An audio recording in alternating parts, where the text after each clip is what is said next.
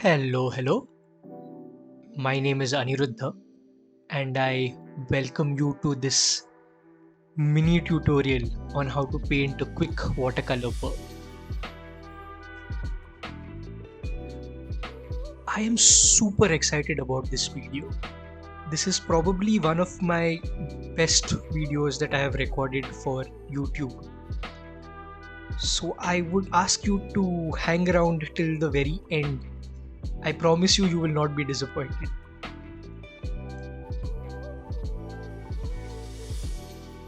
As you can see, I already have my line work down on the paper, and I'm currently mixing in the colors that I will need for my first pass on the painting. I like to pre-mix these so that I can paint rapidly. All the mixes you see there are of tea consistency. Being an avid bird watcher, birds are one of my favorite subjects to paint. Today we are painting a common tailorbird, which is a common sight in the gardens of most cities here in India. It's a very tiny bird, so much so that I think my painting is going to be larger than the bird itself. I start with my paper flat. I'll first be tackling those off-white creamy underside bits of the tailorbird. I have a plan on how I intend to approach painting him, starting with parts that are not only the lightest but also parts that I feel the most confident in tackling first.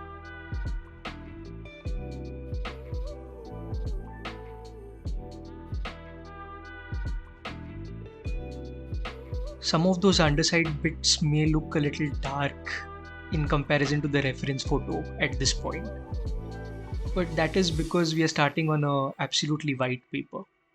Once the midtones and the darks come in, it won't appear as dark.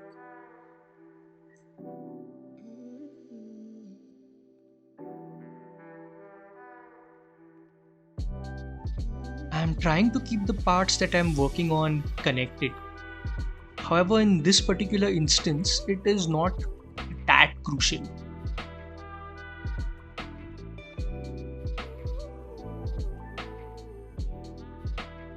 The way I'm holding my brushes is an important part of this painting. Notice how far back I hold all of my brushes, allowing me a smooth, confident pendulum-like stroke.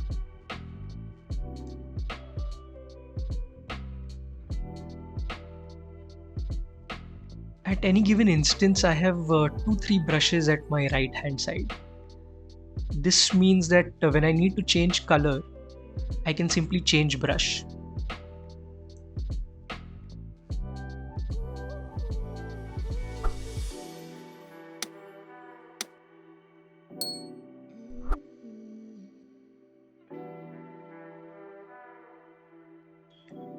I'm mixing in some color for the branch the tailorbird is sitting on.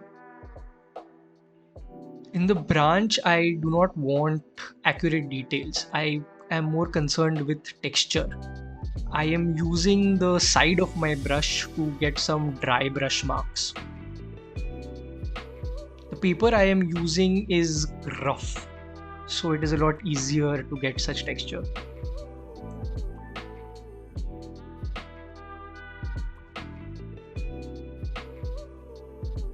Information on all the materials that I am using for this tutorial is available in the description down below. I also have done a video about the palette and the colors that I'm using. A link to that should be in one of the top corners right now.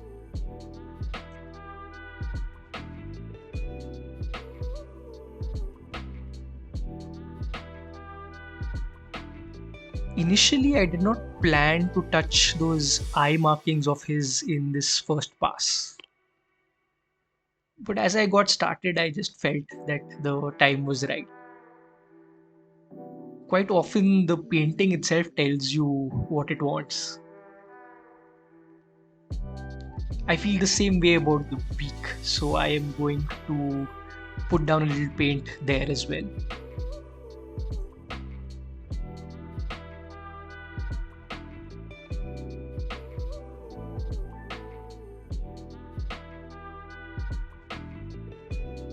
So with the beak, this first pass of paint is done. I'm going to wait for the paint to dry and then come back in with my mid-tones and darks.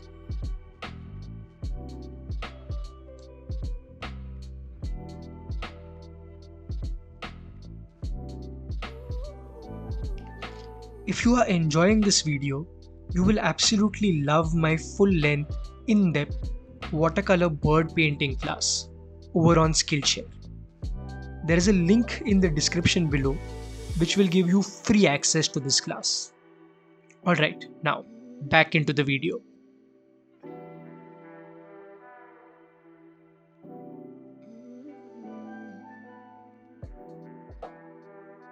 This second pass is all about building definition.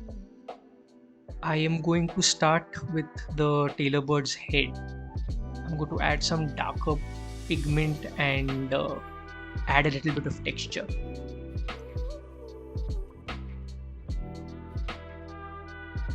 In this reference image that we are using, there is so much texture that has been captured. It's a really nice photograph, and I'm having a lot of fun having a play and figuring out how I can add that texture to my painting.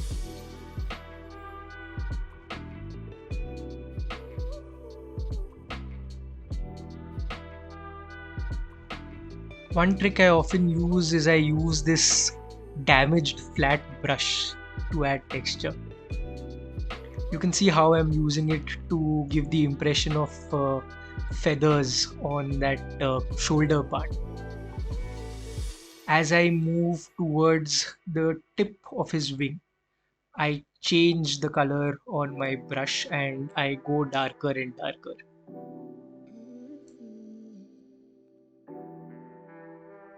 It is quite important to maintain a sense of direction with each brushstroke. I'm now going to add further definition to the tail.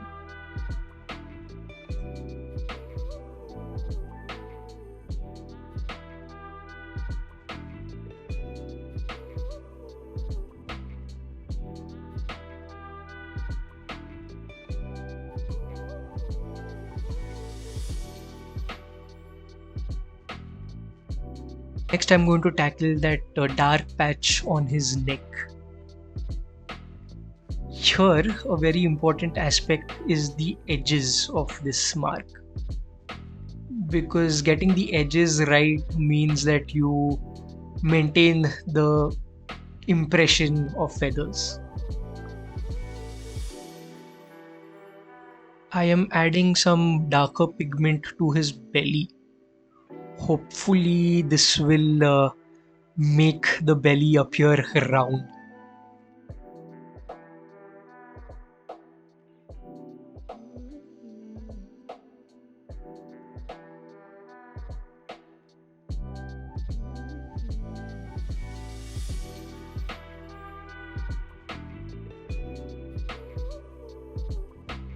Some further definition on his legs.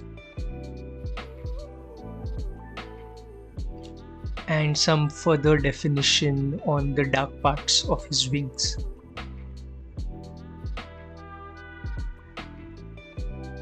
Again, maintaining a sense of direction.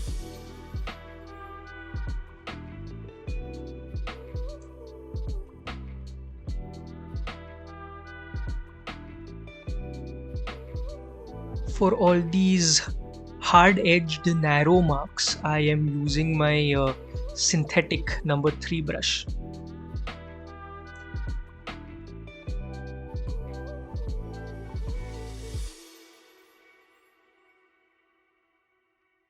Next, I will turn my attention back to his beak. I want to leave that beak area a little incomplete. You will realize why once I begin with the background.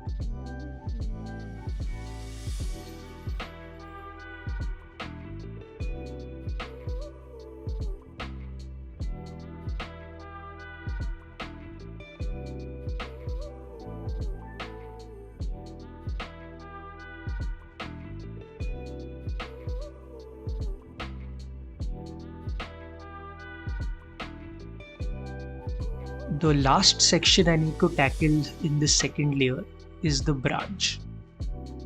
I'm mixing in the color I'm going to be using there. As you might have noticed, I have added black to my mixture. Unlike many watercolorists, I am not afraid to use black in my mixes. Again, this time as well, I just want to be playful with my brushstrokes and maintain that sense of texture.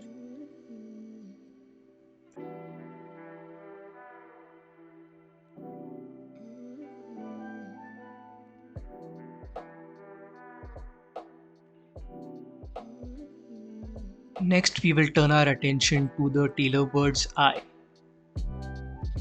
Here, accurate details are important, so it is best to slow down and be patient. First, I'm mixing in that golden color of his iris. Then, with a wet brush, I am going to wet down that area, the iris. With my small number 3 brush, I will gently introduce that golden color to the circumference of his iris. The paint will slowly move towards the center, although the center will remain lighter. And progressively, I will keep adding darker and darker paint in that circumference area.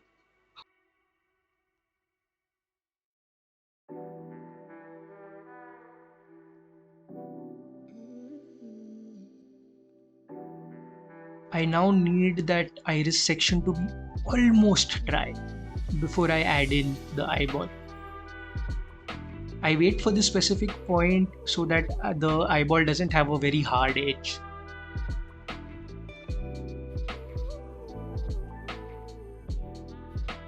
Now, as the eyeball is almost dry, I will lift out a tiny highlight in the bottom part of that eyeball.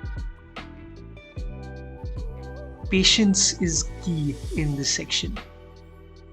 This video is sped up, but the process in real time is a very stop and start one. Now I need to add a little bit of sparkle to his eye. For that I'm using some gouache, white gouache straight from the tube. And I'm applying it with my super tiny size 0 brush.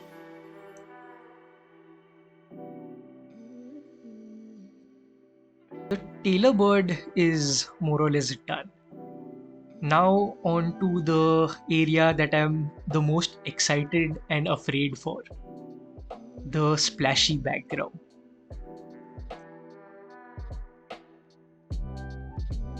As you can see, I have already masked the bird using masking tape and masking fluid. What I am about to try now is something I haven't tried before. My thinking is that the masking will allow me to put in the background with a large brush and clean strokes. And now for the fun bit.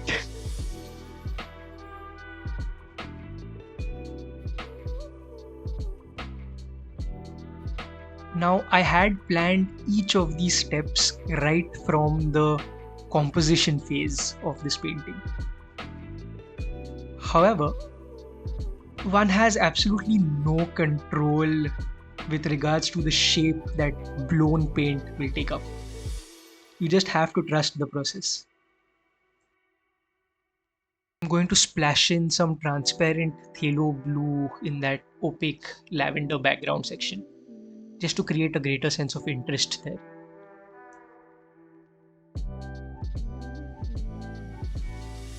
And I'm done. Thank you for joining me here today. Please don't forget to do all the YouTube things, like, subscribe, click the notification icon. I will see you in the next one.